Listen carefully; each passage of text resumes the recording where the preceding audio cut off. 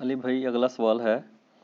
आजकल शादी हॉल्स में बेहयाई पर मबनी म्यूज़िक और मर्द औरत की मिक्स गैदरिंग का जो तूफ़ान बदतमीज़ी बरपा है, हाँ जी। ऐसी सूरत हाल में इन शादी हॉल से होने वाली कमाई कहाँ तक हलाल शुमार होगी? देखिए जी, ये बड़ा मुश्किल सवाल है। उसकी वजह यह है कि शादी हाल में जो एक्टिविटीज़ परफॉर्म हो रही हैं वो 100% तो गलत नहीं है। यानी शादी के मौका के ऊपर मियाँ बीवी का जो ये इज़्दवाजी बंधन, निकाह की एक्टिविटी होना और इस खुशी के मौका के ऊपर चंद लोगों को खाना खिला देना, ये तो बिल्कुल कल्चरली भी दुरुस्त है, इस्लाम भी इसको सपोर्ट करता है। रहा अब वहाँ पे गैर शरई एक्टिविटीज़ का होना कि वहाँ पे म्यूज़िक बज रहा है तो आप जाके म्यूज़िक बंद करवा दें। उस वक्त तो उस हाल के मालिक आप होते हैं। हमने कई शादियाँ अटेंड की हैं, अपनी भी हुई है, तो वहाँ म्यूज़िक नहीं, उन्होंने खुद ही नहीं चलाया, ठीक है। अगर चलाया भी हो तो आप बंद करवा दें। रहा मर्द औरत का इख्तलात, तो वो आपकी अपनी मर्ज़ी पे होता है। हमारे तो सब कॉन्टिनेंट के कल्चर में जितने शादी हाल हैं उनमें बाकायदा बीच में पर्दा लगा होता है। जब तक आप खुद ना उतरवाएं पर्दा, मर्द औरत का इख्तलात ही नहीं होता। और मेजॉरिटीज़, मैंने तो कई मॉडर्न फैमिलीज़ में भी शादियाँ अटेंड की हैं, जब कभी मैं करता था, तो वहाँ भी मर्द औरत अलग होते हैं। हाँ, ये है कि जब वो फ़ोटो सेशन शुरू होता है ना, उस वक्त तूफ़ान बदतमीज़ी बरपा हो जाता है कि मर्द औरतों के अंदर आके घुस जाते हैं। लेकिन वो मर्द वो अमूमन उनके अपने करीबी रिलेटिव्स ही होते हैं और उसमें इतना बड़ा मसला नहीं होता। लेकिन जब वो वीडियोस बनना शुरू हो जाती हैं, तस्वीरें, और फिर नामहरम औरतों की तस्वीरें बाहर निकल जाती हैं, फिर नेट के ऊपर चढ़ जाती हैं, फिर बड़े बड़े मसले खड़े होना शुरू हो जाते हैं। बार इन सारी एक्टिविटीज़ की वजह से शादी हाल की कमाई हराम नहीं होगी। हाँ, कमाई का वो पोर्शन जिसमें वो एक्टिविटी परफॉर्म कर रहे हैं उसको आप हराम कह सकते हैं। अब खाना जो शादी हाल वालों ने खिलाया है, जो मेनली बिल है वो तो खाने का बना होता है, तो खाना उन्होंने अगर उस चिकन ही खिलाया आपको, खंजीर का गोश्त नहीं खिलाया, और उसके अगेंस्ट जो वो कमाई कर रहे हैं वो हलाल ही होगी। हाँ, आप जुजियात में बात कर सकते हैं। अगर कहीं पे उन्होंने कोई बेहुदा म्यूज़िक लगा दिया है या मर्द औरत का इख्तलात है, तो वो शादी हाल की वजह से नहीं हो रहा होता, ये ज़हन में रखिएगा, वो उन लोगों की वजह से हो रहा है। और ये भी नहीं अब हो सकता कि कोई शादी हाल का मालिक ये रिस्ट्रिक्शन लगानी शुरू कर दे कि जी मैं ऐसे लोगों को यहाँ शादी की एक्टिविटी परफॉर्म नहीं करने दूंगा जो लोग मिक्स गैदरिंग करेंगे। उसकी कोशिश तो ये होनी चाहिए, लेकिन जो आने वाले हैं उनको तो आप इसके ऊपर पाबंद नहीं कर सकते। इससे भी बढ़ के अगर कोई गैर मुस्लिम की शादी हो रही है किसी मुसलमान शादी हाल के अंदर, उसका ऑनर मुसलमान है, अब उनके ऊपर तो शरीयत अप्लाई वो नहीं कर सकता। तो अब हम ये तो नहीं कहेंगे यहाँ पे क्रिश्चियंस का शादी की एक्टिविटी और मिक्स गैदरिंग है तो इसकी कमाई हराम हो जाएगी। उसने तो एक वहाँ पे फैसिलिटी उसको प्रोवाइड की है। इतनी निटी ग्रिटीज़ में अगर आप पढ़ेंगे तो बड़ी मुसीबत खड़ी हो जाएगी। इस तरह फिर आप दुनिया का निज़ाम नहीं चला सकते। मेरे पास यहाँ पे कुछ आए भाई, वो उनका ये देगें पकाने का कारोबार था। वो कहने लगे जी वो मिलाद के मौके के ऊपर हमसे जो है ना वो देगें पकवाते हैं, बरेलवी मुहर्रम के ऊपर शिया पकवाते हैं, तो गैरुल्लाह के नाम की न्याज देते हैं, तो हम उनको देगे पका के देना हमारे वाले साहब तो मना करते हैं। मैंने कहा गैरुल्लाह के नाम की तो है ही नहीं है, वो तो मसला इसाले सवाब का है। अगर कुछ जाहिल कह देते हैं इससे तो नहीं होता। बरेलवियों का ये तो अकीदा नहीं है कि हम रसूलुल्लाह के नाम की न्याज दे रहे हैं। वो तो आला हज़रत ने खुद लिखा है गैरुल्लाह की न्याज हराम है। वो कहते हैं अल्लाह के नाम की, नबी इस्लाम तक इसाले सवाब के लिए, तो मैयत की तरफ से सदका हो सकता है। ये कोई ऐसा मसला नहीं है कि इसकी बुनियाद के ऊपर आप हलालो हराम का हंगामा खड़ा करना शुरू कर दें।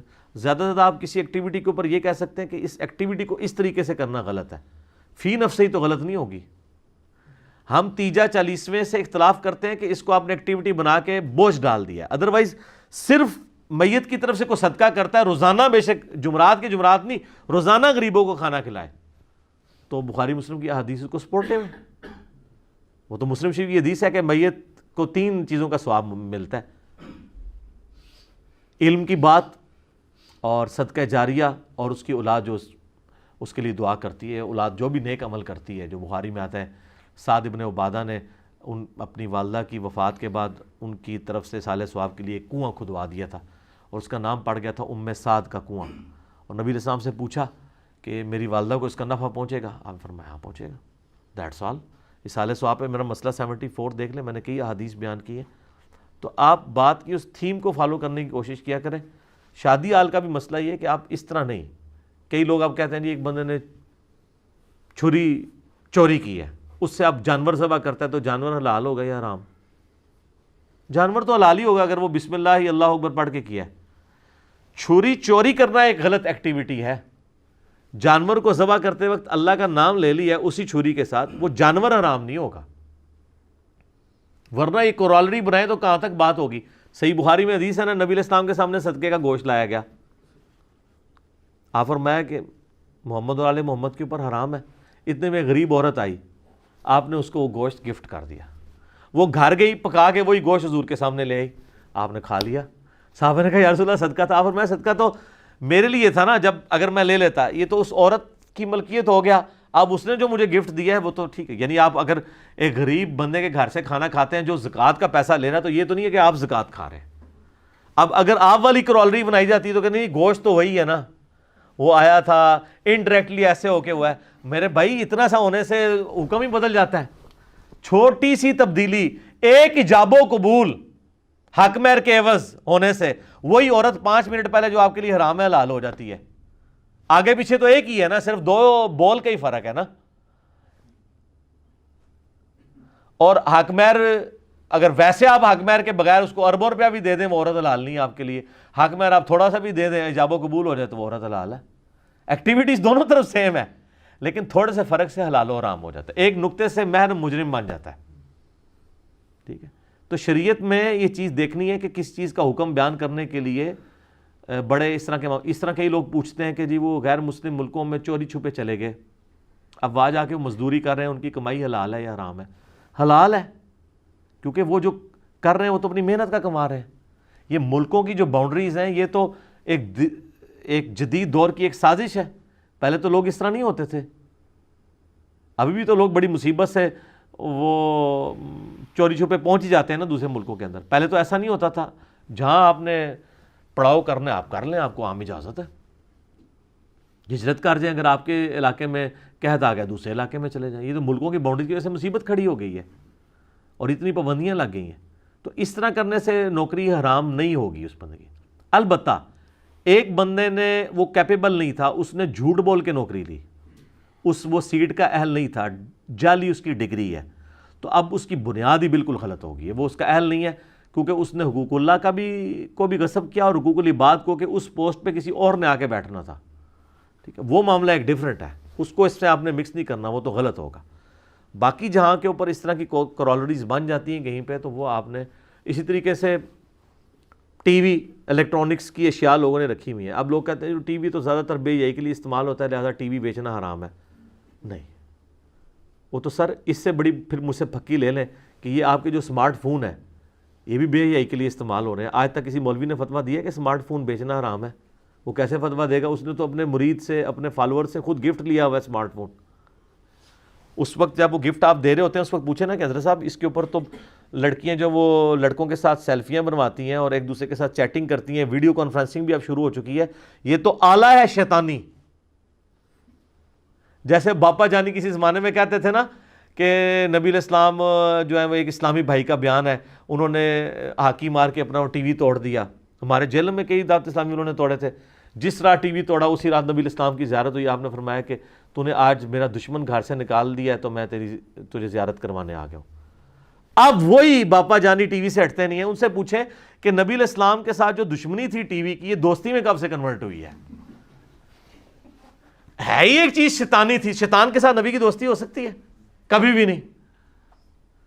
تو اب ان کو بات سمجھ آ گئی ہے. وہ سر وہ خواب بھی ساری کہانیاں ہی تھے, وہ خواب شاب کوئی نہیں ہوتے اس طرح.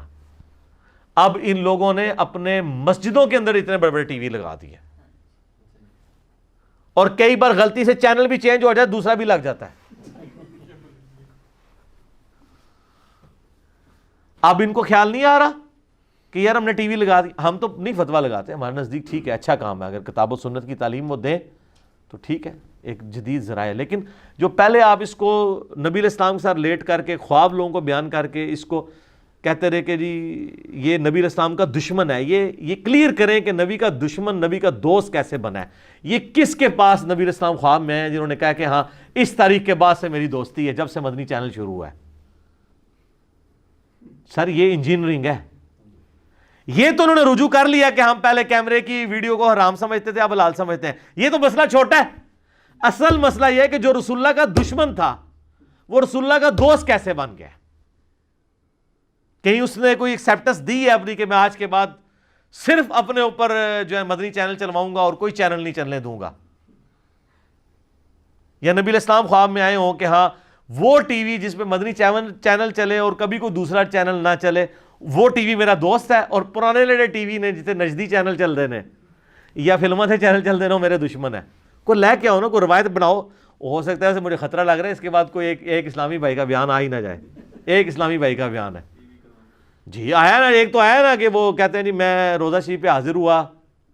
ایک اسلامی بھائی کا بیان ہے، تو وہ کہتے ہیں میں روزہ شریف پہ حاضر ہوا تو جالی سے آواز آئی کہ میرے الیاس قادری کو میرا سلام کہنا.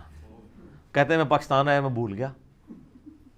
کہتے ہیں جی ایک دن وہ ٹی وی پہ جو ہے نا وہ سعودی عرب کی اذان چل رہی تھی، اور اذان کے دوران جب کیمرہ جو ہے روزہ شریف کے اوپر آیا تو وہ ٹی وی میں سے آواز آ گئی تو نے ابھی تک میرا سلام نہیں پہنچایا. پھر جا کے ان کو یاد آیا تو وہاں انہوں نے سلام پہنچایا. وہ ٹی وی جو کل تک دشمن رسول تھا اب وہ عاشق رسول بن چکا ہے. اس کا مطلب ہے شریعت سازی یہ خود کرتے ہیں، اور ہم ان کو پہلے بھی سمجھاتے ہیں کہ جو آپ اجتہادی مسائل ہیں نا ان کو قرآن و سنت کا مسئلہ نہ بیان کیا کریں. آپ کیا کریں کہ یہ میری رائے ہے، میرے مخالف جن کی رائے ہے وہ بھی درست ہو سکتی ہے، تاکہ کل کو آپ کو جب توبہ کرنی پڑے نا تو آپ کو کم از کم راستہ بند گلی میں نہ آپ رہو. جب یہ لوگ کہتے تھے کہ یہ شیطانی آواز ہے اسپیکر، اس وقت ان کو خیال نہیں ہے کہ یار ہم یہ جو کام کر رہے ہیں کتنا خطرناک کھیل کھیل رہے ہیں. کل کو اگر ہمیں اسپیکر میں نماز پڑھانی پڑ گئی، جس طرح اب اترتے ہی نہیں ہے اسپیکر سے نیچے، تو اب کم از کم ہم یہ تو نہ کہیں کہ اب یہ رحمانی آواز ہو گئی ہے. اچھا یہ اسپیکر کب سے شیطانی سے رحمانیت میں کنورٹ ہوا ہے؟ پہلے یعنی جب نیا اسپیکر آیا تھا اس وقت اگر اسپیکر میں آپ اللہ اکبر کہیں تو سامنے سے کوئی اور لفظ نکلتا تھا. یہی ریزن ہو سکتی ہے نا کہ یہ جو اب کے اسپیکر ہیں نا ان میں اللہ اکبر بولے تو اللہ اکبر ہی آواز آتی ہے، پہلے والوں میں نہیں آتی تھی، اس لیے وہ شیطانی آواز تھی. سب کچھ وہی ہے. ٹھیک ہے، تو ادھر سے آپ جو مرضی بولیں وہی آواز دوسری طرف سے بھی آنی ہے. اس کا مطلب ہے کہ مولویوں کو سمجھ آنے میں تھوڑی دیر لگتی ہے، کیونکہ common sense is not so common. میں یہی کہہ سکتا ہوں. ٹھیک ہے کوئی